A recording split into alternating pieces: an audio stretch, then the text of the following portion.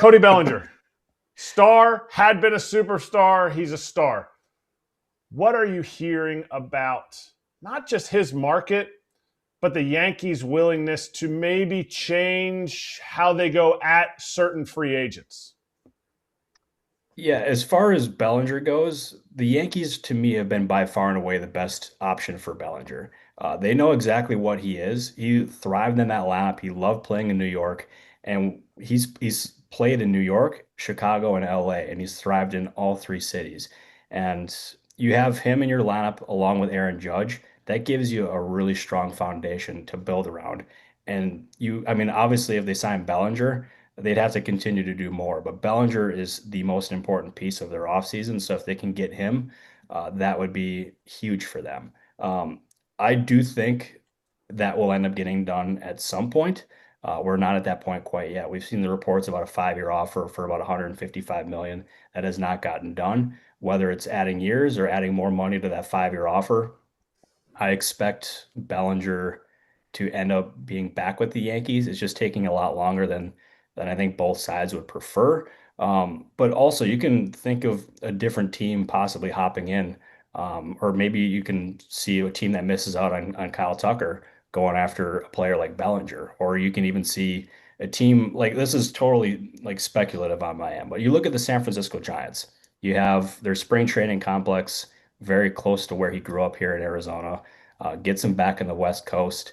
Um, I mean, they obviously have another need for a bat, so I could see that being a fit, but I expect at the end of the day for him to be back in New York, being in the Bronx. Two of my locks for the offseason were Alex Bregman to the Red Sox and Cody Bellinger to the Yankees. If, because you just said you feel like this is going to happen for the Yankees, what if it doesn't? Because we saw the Red Sox pivot to Ranger Suarez real quick. But what if the Yankees don't get Cody Bellinger? Obviously, they're going to say on the surface, we love our team, we love our roster, and Fangraphs and everybody will say, yes, it's still a good team. Yeah, because they have Aaron Judge. Without Cody Bellinger, where's that pivot? And we're a month from pitchers and catchers reporting. That would be a huge blow to their offseason. There's no ifs, ands, or buts about that. Bellinger is their top priority. They've made that incredibly clear all offseason. So let's say he goes somewhere else. Do you look at the free agent market where Bo Bichette is out there?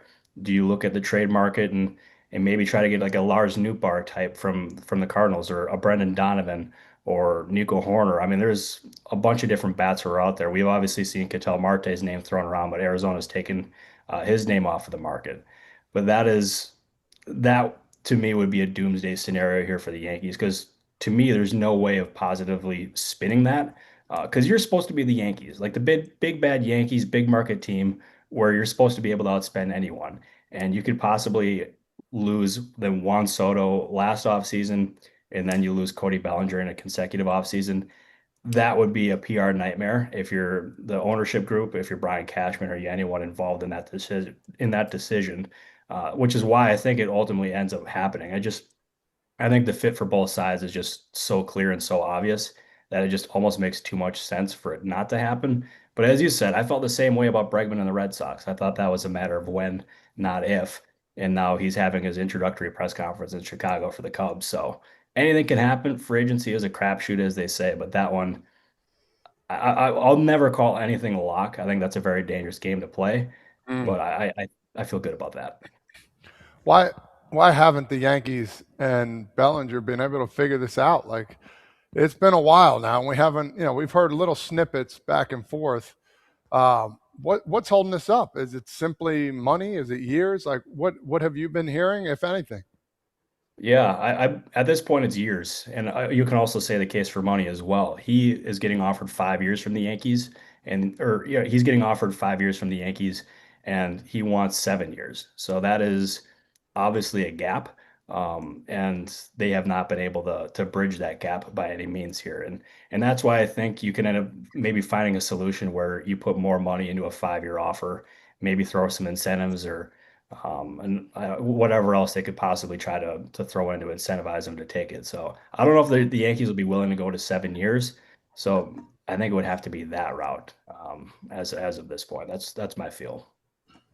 All right, now let's go to Bo Bichette. I mean, this guy's just waiting in the wings too for somebody to come scoop him up. I mean, good ball player. I love everything about the kid, man. I got to be honest with you. Came back, went to second base, wasn't afraid to go over there to play and be in a position to help his team win a World Series.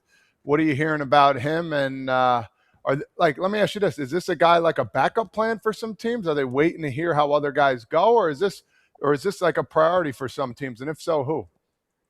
Yeah, you can easily look at it as a priority here for the Philadelphia Phillies, where they had that meeting with him on Monday, and by all accounts, it went very well. And as someone reminded me the other day, like, when is the last time we've heard of a meeting not going well? I think the next one that we hear that doesn't go well would be the first.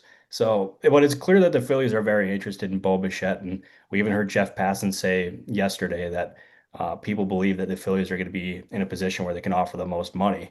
And I wouldn't disagree with that whatsoever. But there's other teams that are going to be in the mix here as well. Let's say the Blue Jays don't get Kyle Tucker. Do they go after Bo Bichette and increase their pursuit there? To me, the other option here would be the Boston Red Sox. They just lost out on Alex Bregman. And you look at Bichette, he's 4 years younger. He's incredibly productive.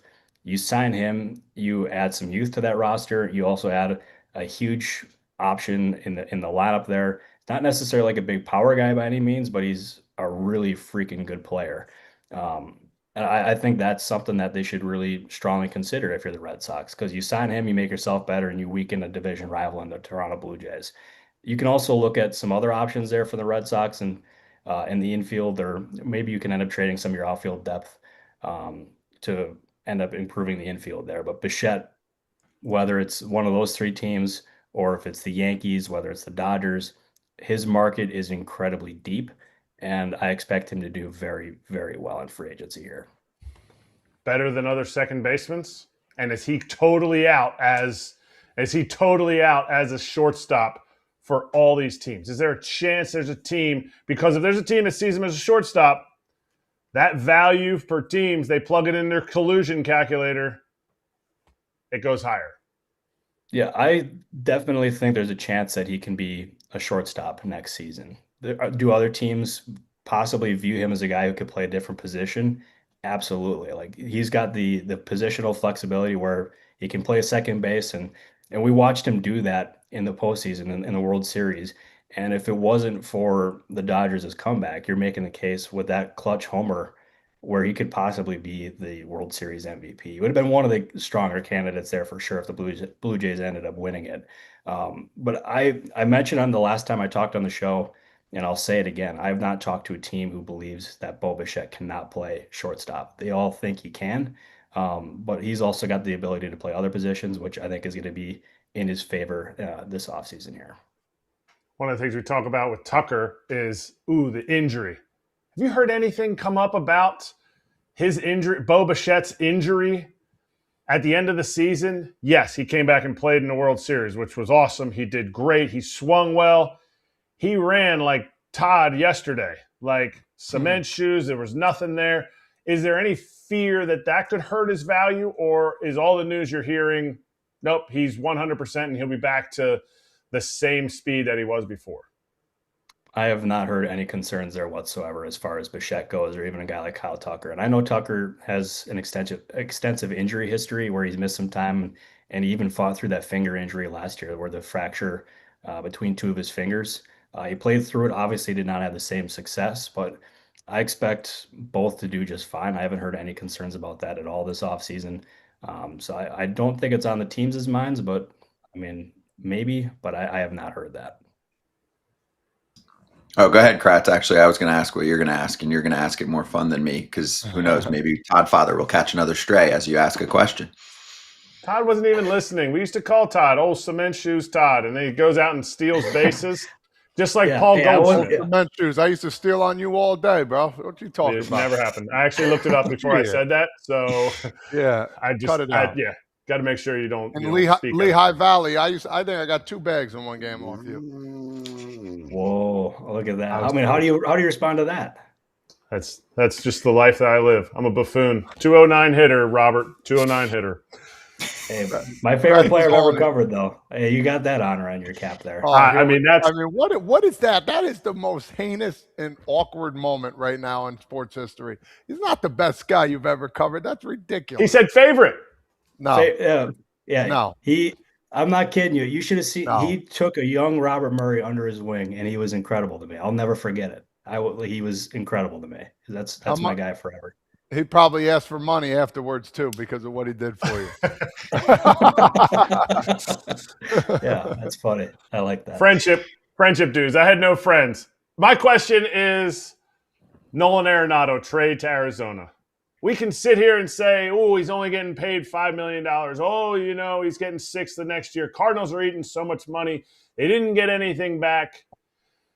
Why am I bored of this trade? Is it because I wanted it to happen last year? Because I wanted Arenado to be gone from the Cardinals last year to have another shot, one more year, like closer to his prime? Or is it the fact that he could come out of the weeds and really come out and have some type of year that we don't expect once he goes to a different environment that isn't the Cardinals, where he originally said, I want to be traded to play more playoff games. And he actually played more playoff games in Colorado than he did in his career in St. Louis.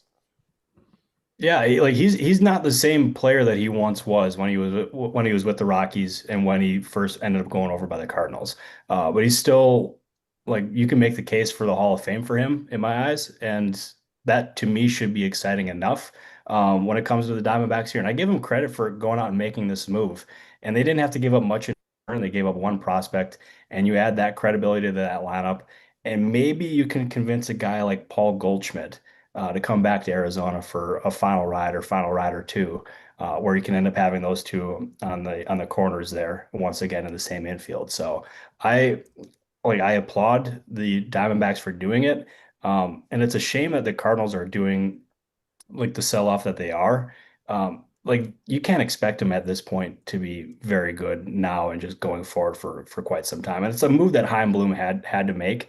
It was clear that it was the decision that had to be made. But you look at that roster and you still look at the trade candidates that they have there as well. I mean, Brendan Donovan, Lars Nootbaar, Alec Burleson, all those guys are being asked about in trade talks, and they don't have to move any of them by any means. They can hold on to them and they can try to maintain their value, or they could hold on to them and shop them at the deadline if they're not getting an offer that's good enough for them right now. But still, you look at the youth on that team; it's going to be a lot of guys who are breaking into the big leagues or just started in the big leagues. So it might be rough here for a little bit for the Cardinals, but yeah, it's a move they had to make. Robert, my last one for you is connected to the Diamondbacks. Gino Suarez was a big story at one point last year for how many homers he was hitting. I know he finished a little slow and his postseason had a big moment, but he also had plenty of lowly moments in terms of the overall body of work, right? It wasn't his best work at the plate. So my point here is that when we spoke about the Red Sox yesterday and what else they need to do for the rest of the offseason after the Ranger Suarez signing, AJ and I were kicking around, okay, well, maybe they need a second or a third baseman. That's been talked about for a while. We were going through third base market. We brought up Gino Suarez as one of the options, and it got slaughtered online. It wasn't even just slaughtering the Boston fit. It was like him as a player. The amount of fans that replied like, I don't want to touch that. He just strikes out. He's a poor defender, whatever. I was like, are we talking about the same player? Now, he's not a superstar, and the home run numbers look superstarish, but there are other parts of his game that are missing. I would not call him a bad defender. I would also not call him like a complete waste of everything else. Like he's not this. Is he the fastest? No. Is he the slowest? No. Right? Does he bring you potentially 50 home runs to a lineup that I think could use that? Yes. So I just had a hard time kind of weighing what I was seeing, and that fans basically would rather just stick with what they had versus add someone like Gino if he was the only option that they could figure out. Your thoughts? I'm stunned that they wouldn't want him. It's like I remember at the trade deadline, he was the hottest commodity. Every fan base wanted him, every team wanted him. There was teams bidding against one another for him.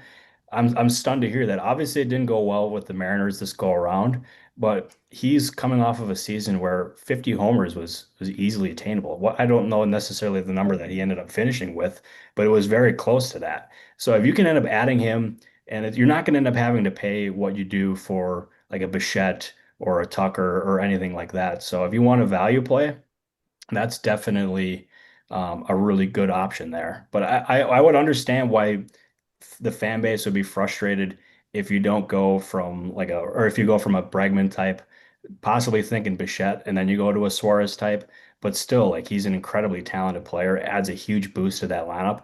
And you can think of all sorts of different teams. Like you could think, I mean, shoot. I can think of a bunch of different teams who could use a guy like Gino Suarez. Like the Pirates would make a lot of sense for him too. I haven't heard them connected to Suarez by any means, but they were on Okamoto, and they obviously did not get him. So maybe that could be a pivot for them. Maybe that could be a pivot for a bunch of other teams. But I don't get the slander for Gino Suarez whatsoever. He's a great player.